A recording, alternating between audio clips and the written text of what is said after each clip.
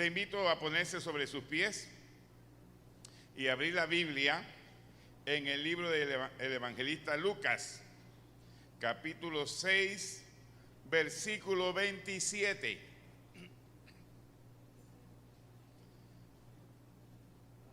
Evangelio de Lucas, capítulo 6, versículo 27.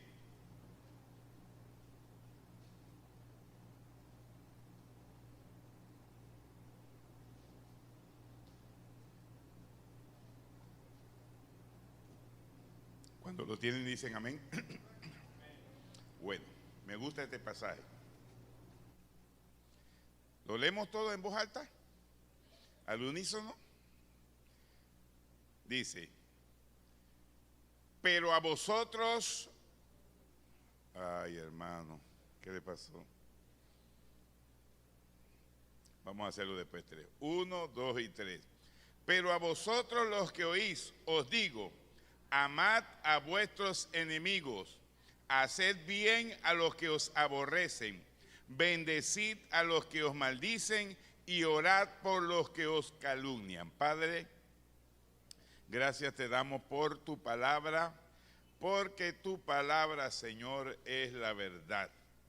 Los cielos y la tierra pasarán, pero tus palabras, Señor, no pasarán jamás. Sécase la hierba, marchítase la flor, mas la palabra del Dios nuestro permanece para siempre. Gracias por esta palabra, que tú la puedas sazonar con gracia, de manera que todos los que estamos presentes, Señor, podamos ser edificados, animados y exhortados a través de tu bendita palabra. Amén y amén. Puede tomar su asiento. Gloria a Dios. Ya venimos desde hace casi desde el principio de año hablando sobre este evangelista, sobre el evangelio de Lucas. Todas las veces que se me presenta la oportunidad.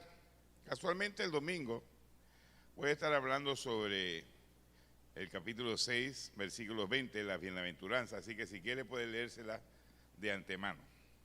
Pero hoy quiero compartir con ustedes esta palabra, porque como los viernes estamos hablando sobre discipulado. Diga conmigo, discipulado.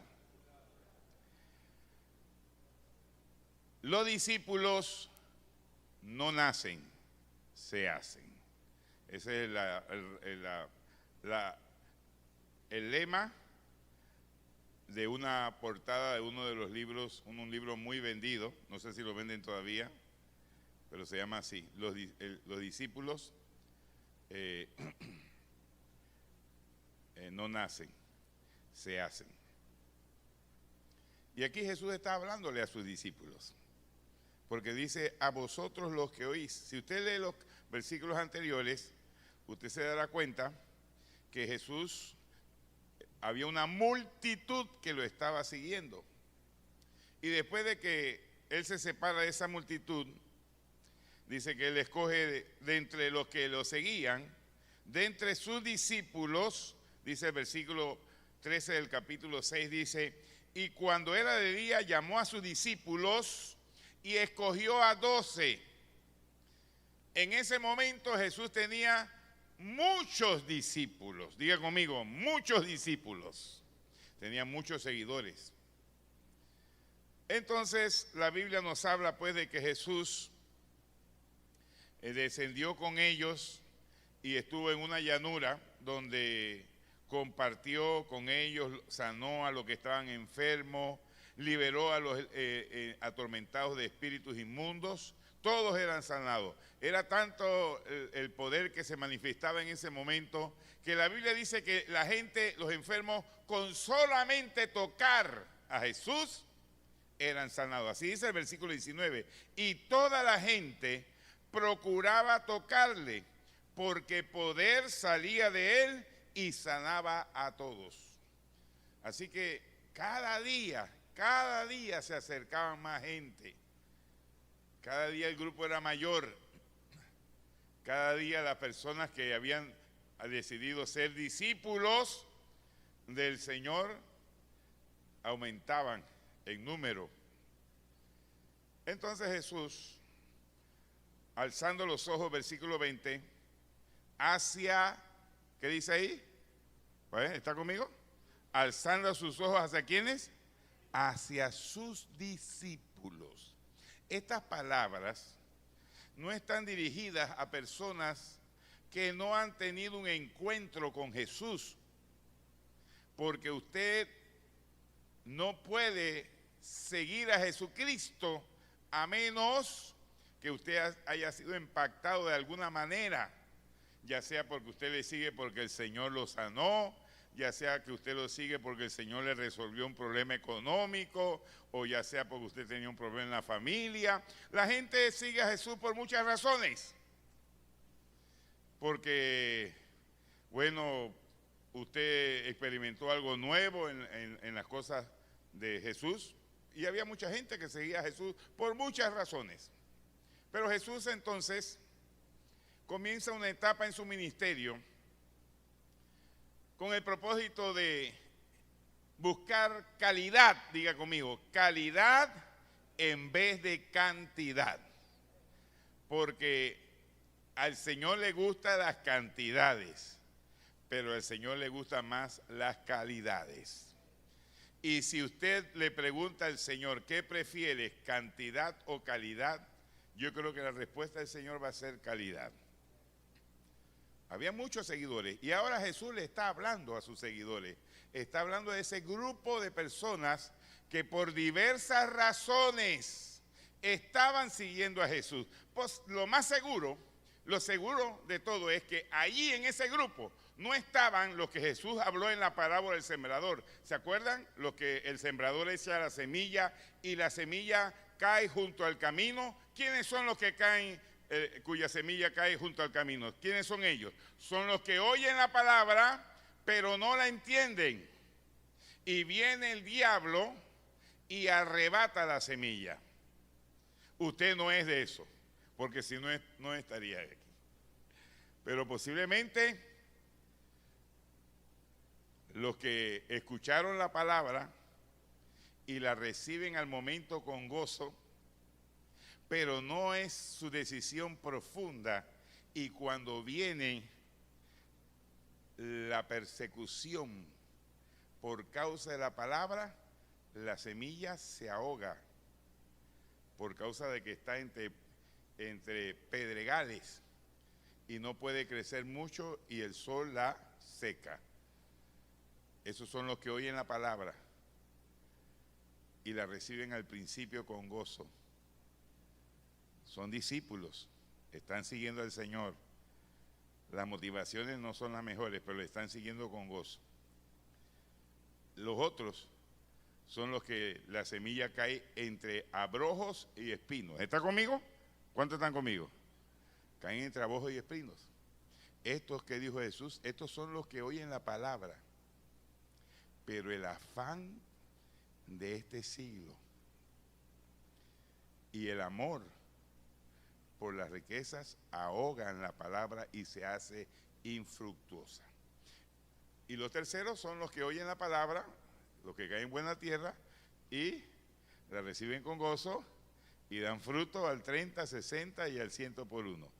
Las últimas tres tipos de tierra, los que caen entre pedregales, entre abrojos y espinos y en buena tierra, son todos discípulos. Están en una etapa de discipulado. Porque no todos los que corren van a ganar el premio. Amén.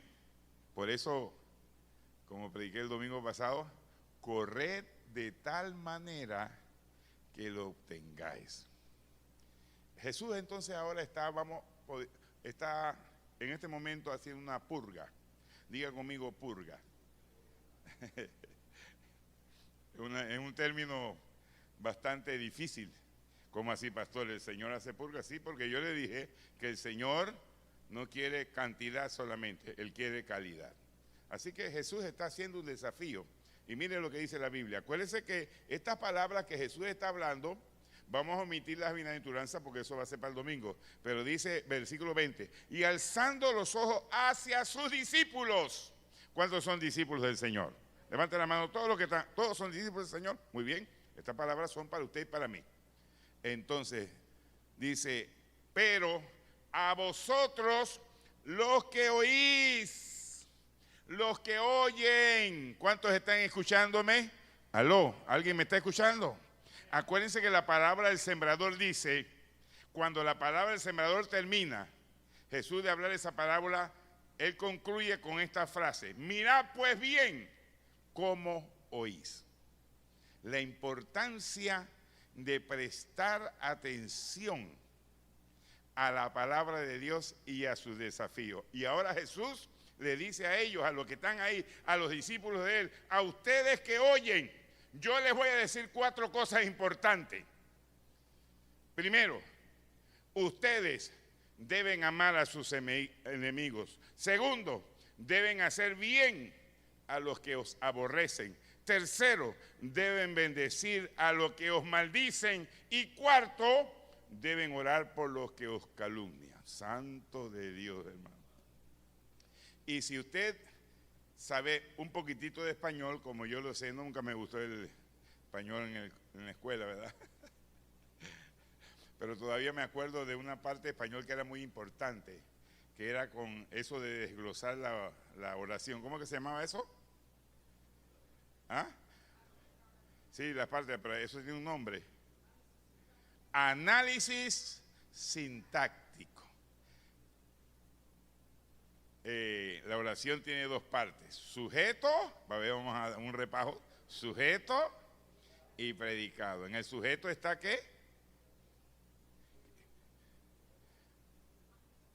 Sí, el sujeto es de aquel de quien se habla. Y el predicado es lo que se dice, ¿verdad? Del sujeto. Sabemos que en el predicado está el verbo. Bueno, y ahí comenzaron a aparecer, ¿se acuerdan? Qué lindo recuerdo. Adjetivos, sustantivos, pronombres, ¿ah? Artículos. Te ríen todo, ¿ah? Uno se gozaba cuando uno estaba haciendo ese trabajo. Bueno, mirando este pasaje, veo que lo que Jesús está diciéndole a sus discípulos son 4 mandatos. Porque las 4 cosas que Jesús pide son lo siguiente: amad, haced, bendecid y orad. Y las 4 cosas están estos verbos están en el imperativo continuo. Significa que el Señor, podríamos traducir esto más ampliamente: sigan amando a sus enemigos, sigan haciéndole bien a los que los aborrecen, sigan bendiciendo a los que les maldicen y sigan orando por los que los calumnian. O sea, no es algo que uno hace en un momento, es algo que uno tiene que hacer siempre. Es un mandato y está en el imperativo continuo. Significa que hay que seguir haciéndolo, porque los mandatos de Dios son para obedecerlos. Usted solamente puede hacer 2 cosas con los mandatos de Dios: puede obedecerlos y puede desobedecerlos. No hay un término medio. Usted no se puede poner en el centro. No es como aquella canción que se cantaba en la época de la dictadura que decía: nosotros no estamos con la derecha, tampoco con la izquierda. Bueno, era una buena canción porque esa canción decía: estamos con Jesús. Pero políticamente hablando, usted tiene que escoger algún bando. Y Cristo nos llama a escoger el mejor bando. El mejor bando está con Jesús. De frente con Jesús. Nosotros hemos escogido seguir a Jesucristo. Así que nosotros lo que el Señor mande, eso lo vamos a hacer. Cuando estaba leyendo este pasaje, enseguida me vino a la memoria, a la mente, el pensamiento de que Dios siempre nos pide que hagamos cosas que son contra nuestra naturaleza. Porque lo que el Señor nos está pidiendo va en contra de nuestra naturaleza. pero de nuestra antigua naturaleza. Porque la palabra de Dios, Pablo le escribe a los Efesios y a los Gálatas y les dice: haced morir lo terrenal en vosotros. Y ahí hay una lista, léalos en Gálatas capítulo 5, de obras de la carne. Pero Pablo dice: haced morir, o sea, tienen que seguir haciéndolo. Eso no es cuestión de hermano, ya acepté a Cristo y ya no tengo que santificarme, no tengo que buscar más a Dios, no tengo que orar, no tengo que leer la Biblia, no tengo que congregarme. No, no, no. En el menor descuido, el diablo se mete por algún lugar. Por eso la Biblia dice, Pablo dice: ni deis lugar al diablo. Porque de alguna manera a veces le damos lugar al diablo. Pero son 4 cosas que se nos piden, que nosotros, por nuestra propia naturaleza, porque estas palabras no están dirigidas a un hombre común y corriente. El hombre natural no puede practicar esto. Por eso las palabras de Cristo hacia los fariseos eran duras, porque ellos, imagínense que Jesús le habló a un principal de la sinagoga, un hombre conocido, un religioso de la época llamado Nicodemo, y Jesús le habla de algo tan esencial como que él tiene que nacer de nuevo para ver el reino de Dios. Y Nicodemo, el sabio religioso, el hombre que leía el Antiguo Testamento de arriba abajo y de abajo arriba, y que era un docto en las Escrituras, le pregunta: ¿acaso tengo que volver a meterme en el vientre de mi madre y nacer de nuevo?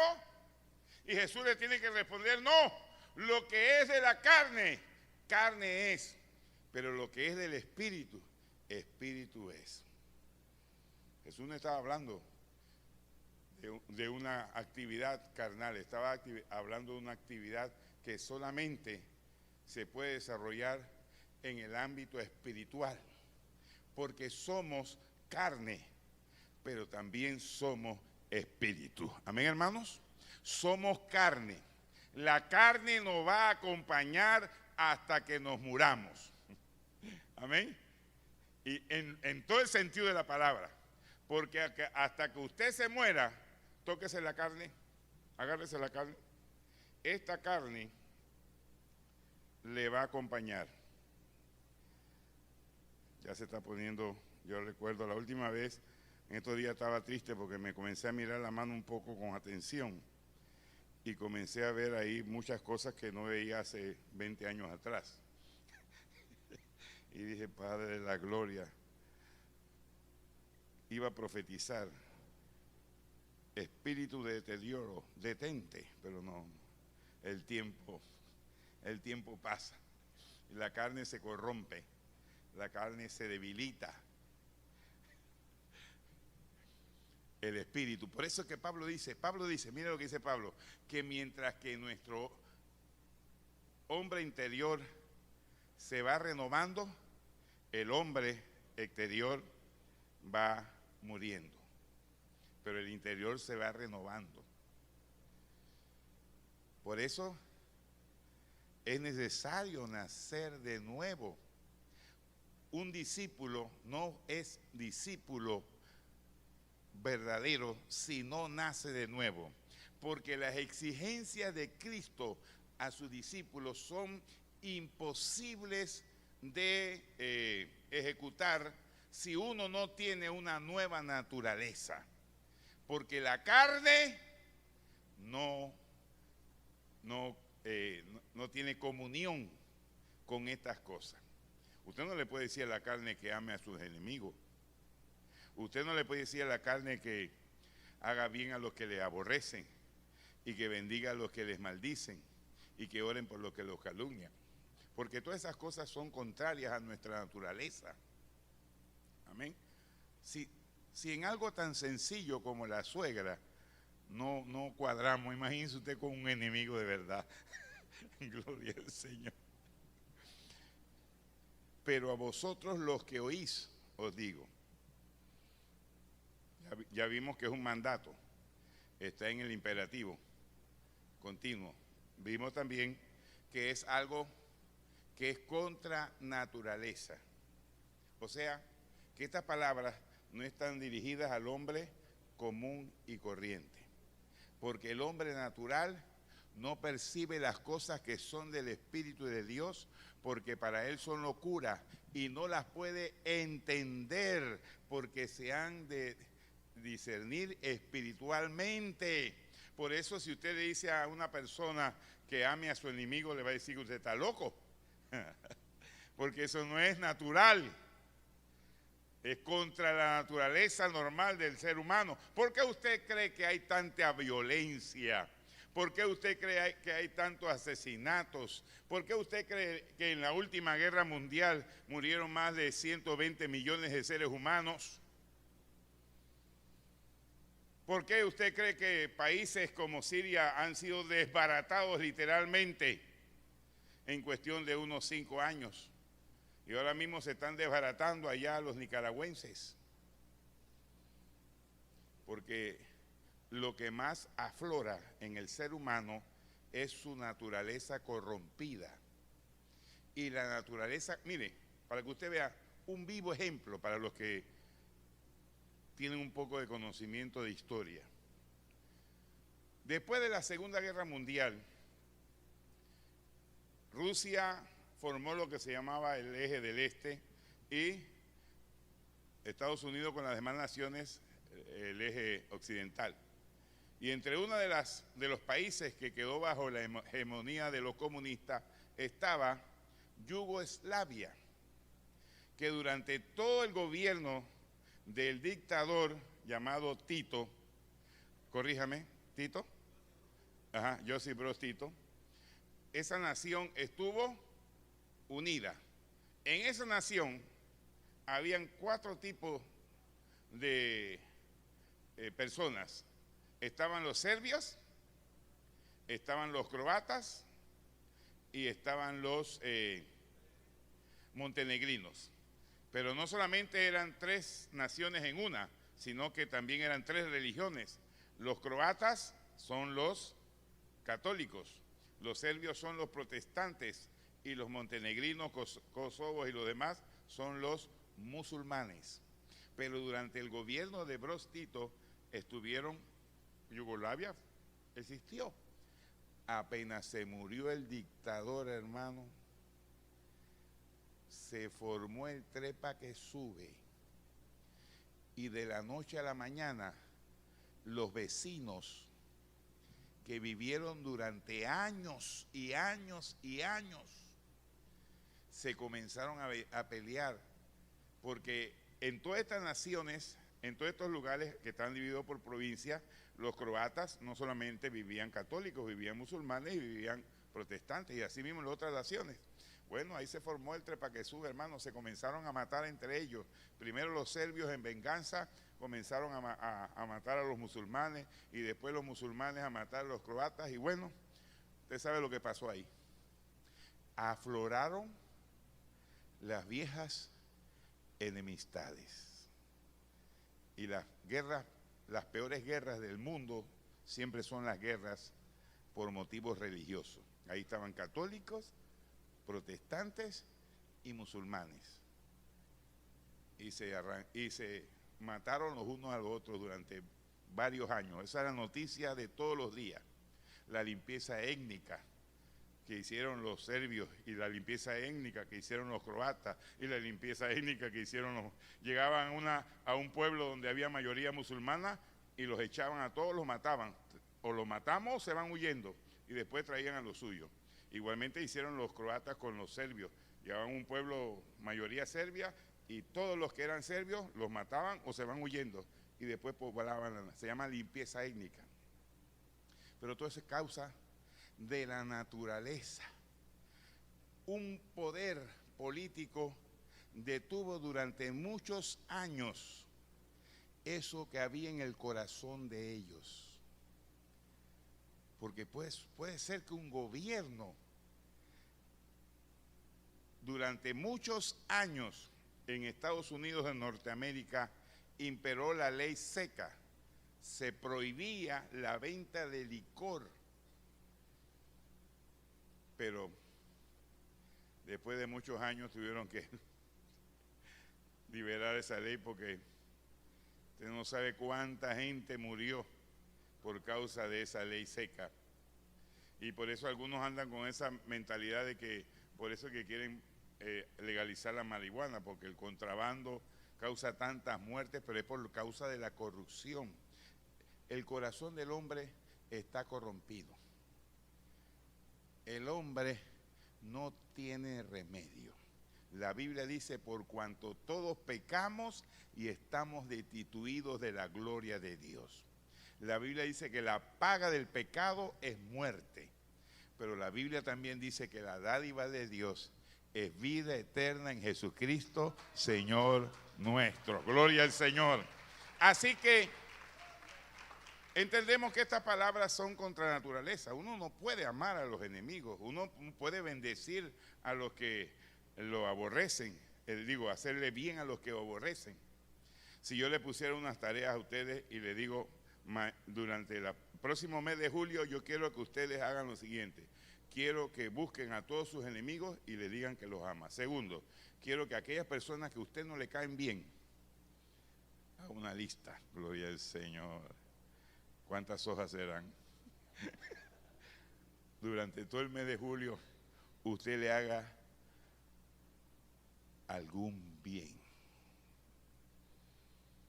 Esposos, todo el mes de julio tratar a la suegra como si fueran reinas, ¿ah?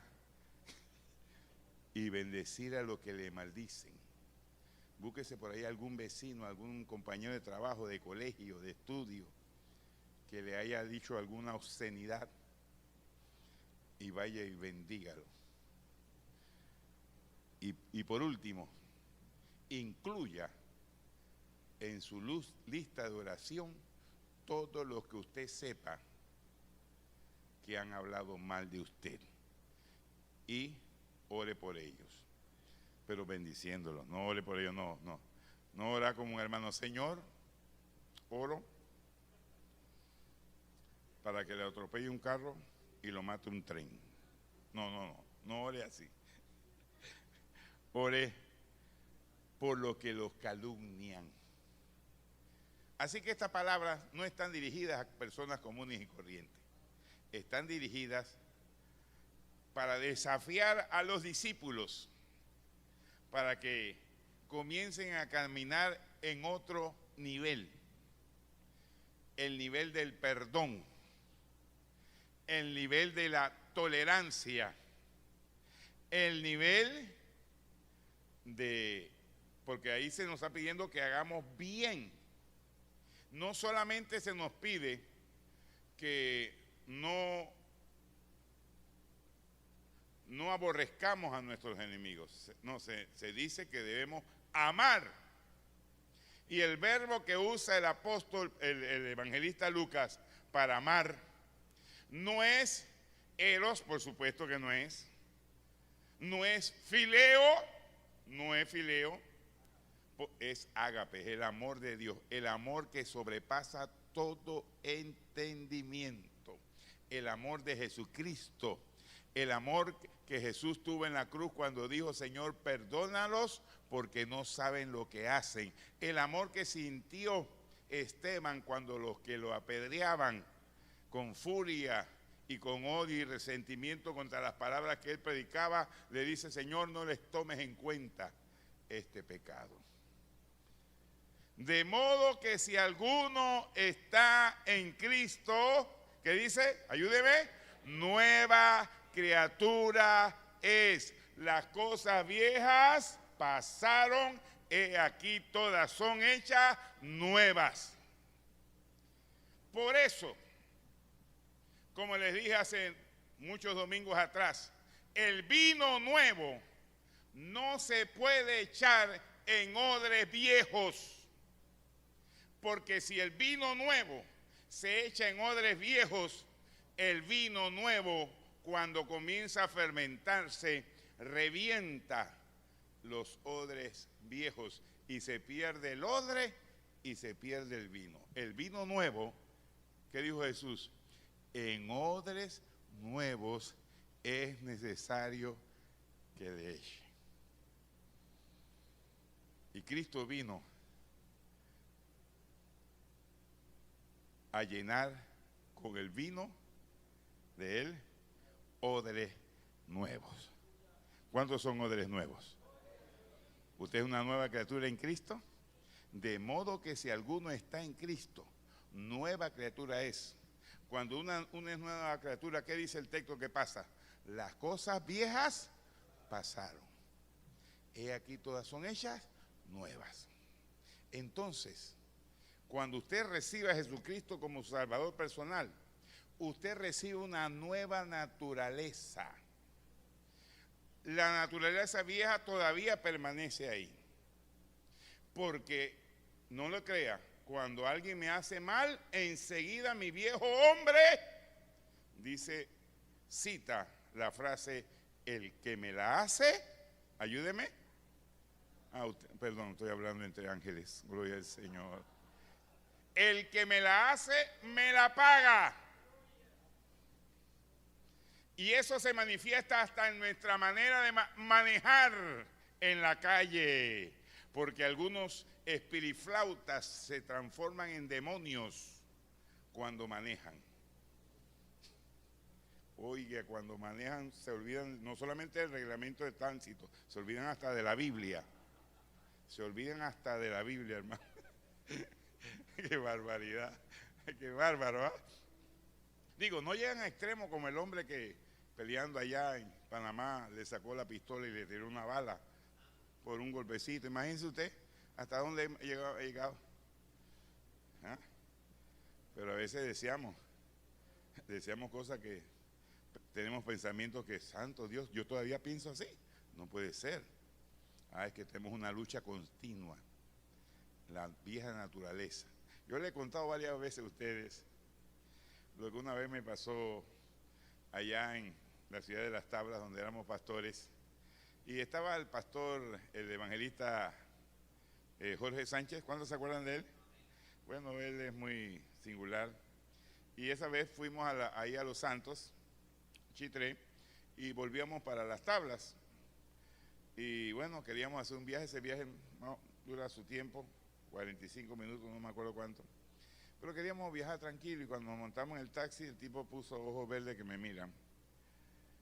Que me embelezan toda mi vida, ojos verdes. Y comenzó esa música, hermano. Y después Ulpiano Vergara, Jim Carrizo.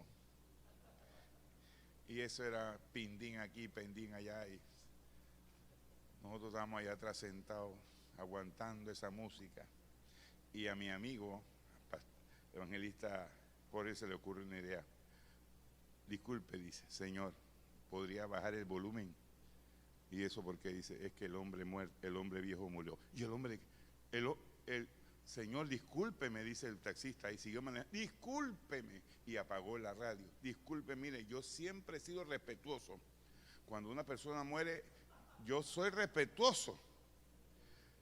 Y discúlpeme, pues yo no sabía que usted estaba de duelo. Y bueno, discúlpeme, ¿verdad? Y le pregunta a Jorge, ¿y cuándo murió? Y él dijo, lo importante es que el viejo murió. Y que está bien.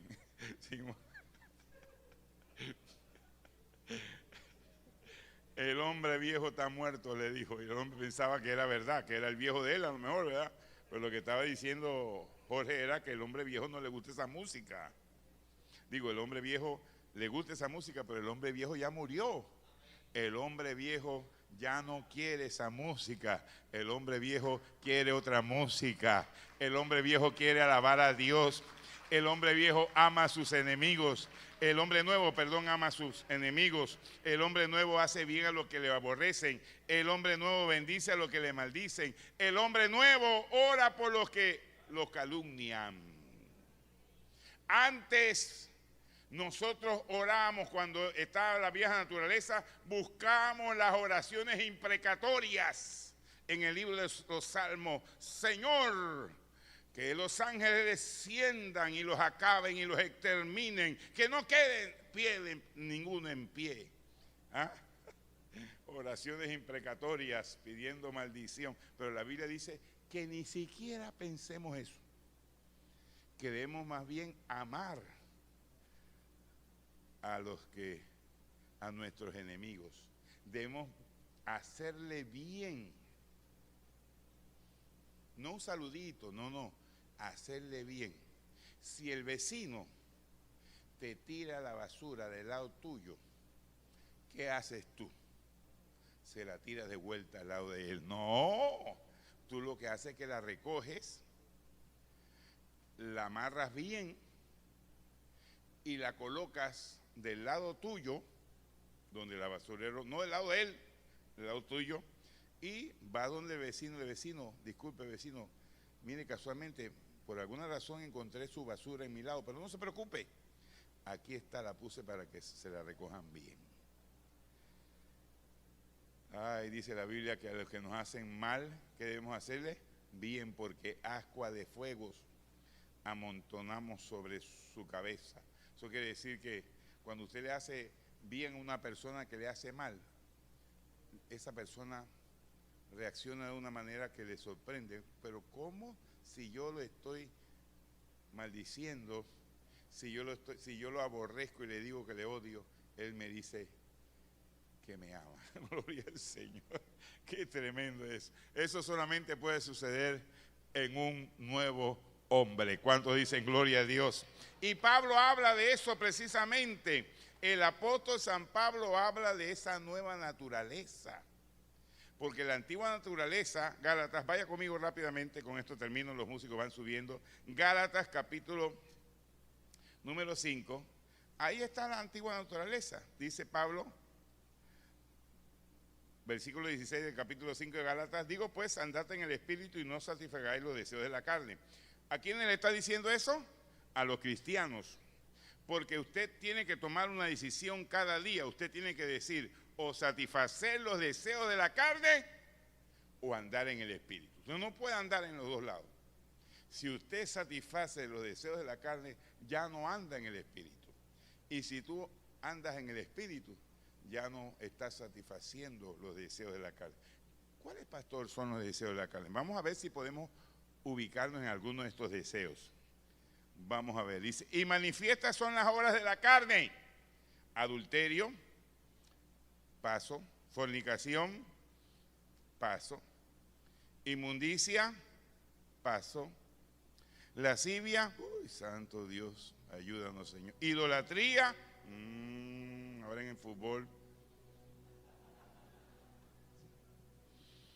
Señor;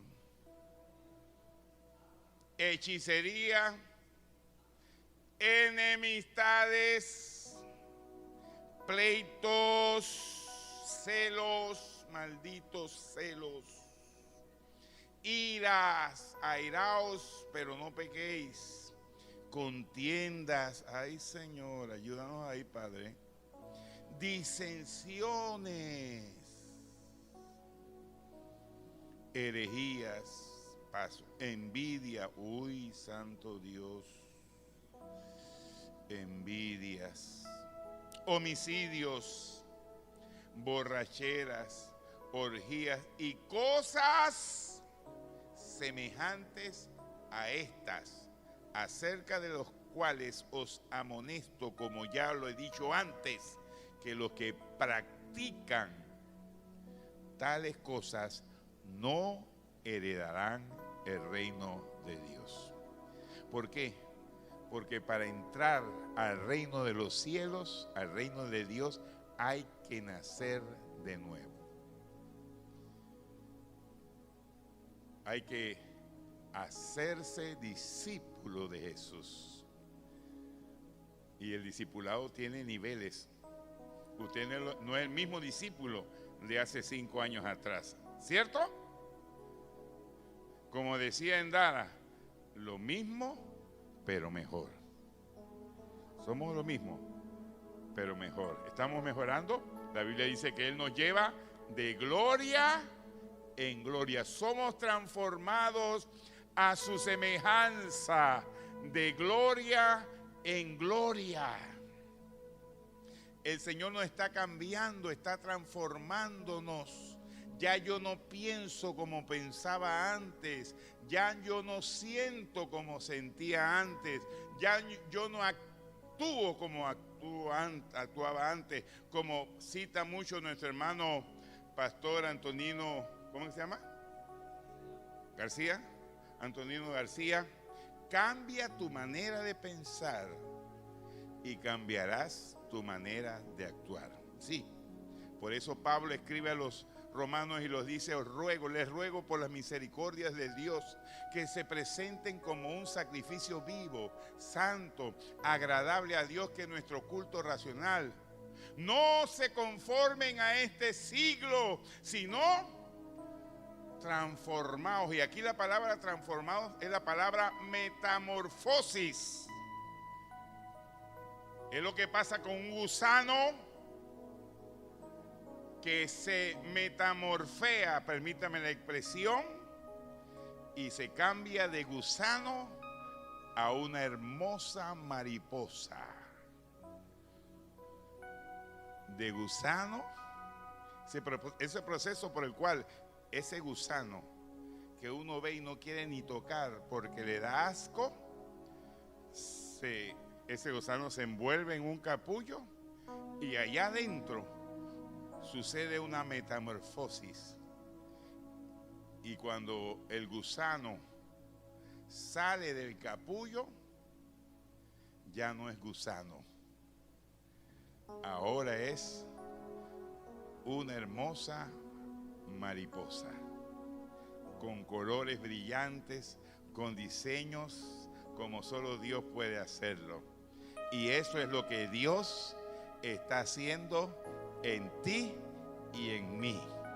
Él está transformando nuestra manera de pensar. Dice: no conforméis, sino transformaos por medio de la renovación de vuestro entendimiento. ¿Cómo puedo renovar mi entendimiento? Yo tengo una biblioteca en mi oficina. Cuando usted me visita a mi oficina, usted va a ver parte de la biblioteca. Pero antes, en esa biblioteca, en el pasado, lo único que había era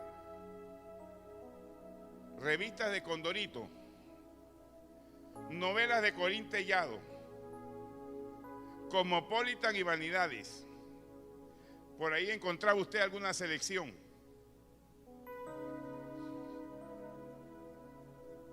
Algunos de nosotros, eso es lo único que tenemos. No aquí en Osana, estoy hablando de otro lugar. Pero ahora no. Ahora yo estoy cambiando mi manera de pensar. Porque este libro, la palabra de Dios, te cambia de adentro para afuera. De adentro para afuera. De adentro para afuera. Un curso de Dale Carnegie puede cambiar tu conducta externa. Te puede hacer a la apariencia más amable, más social. Pero eso es un cambio exterior. Hablaba con, se me olvida el nombre de, no está ninguno aquí. No está Manuel, tampoco. Jovelis, una amiga de nosotros. Cuando se convirtió, ella dio un testimonio interesante. Ella se movía en un círculo social de clase alta. Y ella cuenta que cuando ella se encontraba con sus amigas y las personas conocidas y la veía y la saludaban, oye, la besito, ¡mua, mua, mua! ¡Ay, qué divina estás! ¡Qué hermoso! Y dice que cuando ella iba hablando así, en la mente ella dice, ¡ay, Dios mío, qué ridícula! ¿Cómo se puso ese vestido tan feo? Pero ella estaba con la boca, le estaba alabando. ¡Ay, estás hermosísima! Pareces una Miss Universo. Por dentro decía, igualita a Betty la Fea. ¿Me estoy explicando? Porque usted puede cambiar su manera de comportarse externa, pero el único que puede cambiar el corazón se llama Jesucristo. Yo les voy a cambiar su corazón, dice el Señor a través del profeta Ezequiel. Y el corazón de piedra que tienen lo voy a cambiar y les voy a dar un corazón de carne. porque engañoso es el corazón y perverso más que todas las cosas. ¿Quién lo conocerá? Yo Jehová, dice, yo Jehová, que escudriño la mente y el corazón.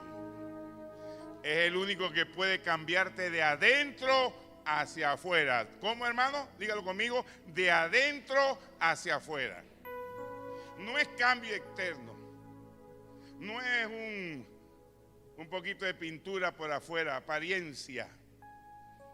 No, es un cambio interno, un cambio radical que tiene que ver con nuestra manera de pensar, nuestra actitud. Un hombre, una mujer, nacida de nuevo, nacido de nuevo, puede amar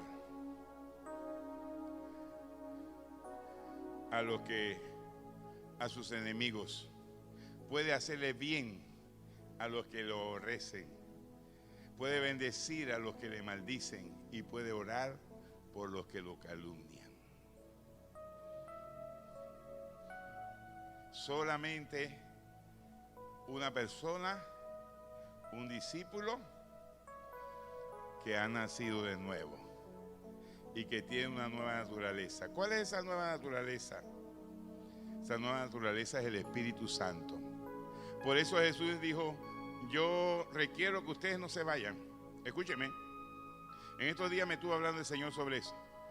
¿Por qué el Señor les dijo a ellos que no se fueran? Porque era necesario que se quedaran, porque así iban a recibir el Espíritu Santo. Y después le dijo que cuando ellos recibirían el Espíritu Santo tendrían poder para ser testigos. Ahora, yo le hago una pregunta. Antes de eso, los discípulos, los apóstoles, los discípulos del Señor predicaban. Sí predicaban. Él mandó a 70 a predicar. ¿Sanaban enfermos? Sí, sanaban enfermos. ¿Echaban fuera demonios? Sí, echaron fuera demonios. Tuvieron problemas con uno por ahí, pero sí echaban fuera demonios. Entonces, ¿para qué era necesario que ellos se quedaran y recibieran el Espíritu Santo? Ya eran discípulos, tenían un nivel de discipulado, pero Jesús lo que ya quería llevar a otro nivel, al nivel de mártires. Cuando el Espíritu Santo venga sobre nosotros, vamos a ser mártires. Esa es la palabra que se usa para testigo. Y me seréis testigo, la misma palabra que se usa para una persona que está tan apasionada, tan embebida, tan comprometida con un pensamiento, con una idea, con una persona que está dispuesta a morir por esa idea, por esa persona, por ese pensamiento.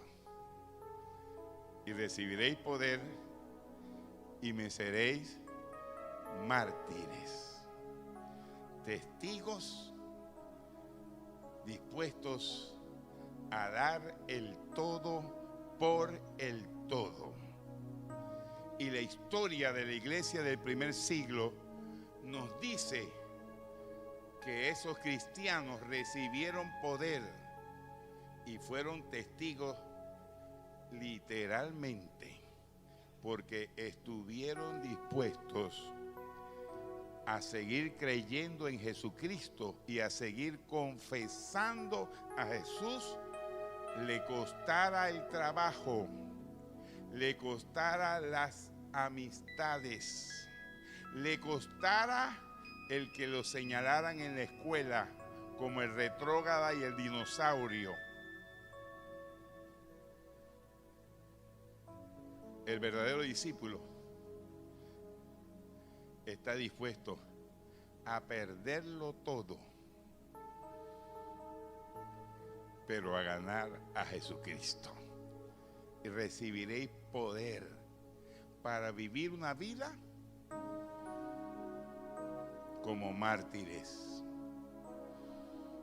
¿Sabe? Nosotros en nuestro país no tenemos que, por ahora, toco madera, no, una broma, porque así mismo dijeron los cristianos allá en Siria, Así mismo dijeron los cristianos en el Líbano, en la década del 70 y el 80, que vivían en la Suiza. Líbano era la Suiza del Medio Oriente, una antigua colonia francesa, o no, corríjame, no sé, francesa, sí. Era la Suiza del Medio Oriente. Vivían ahí, convivían cristianos, musulmanes. Pero ese país se desbarató en una guerra civil, se destruyó, salieron a flote enemistades y contiendas viejas.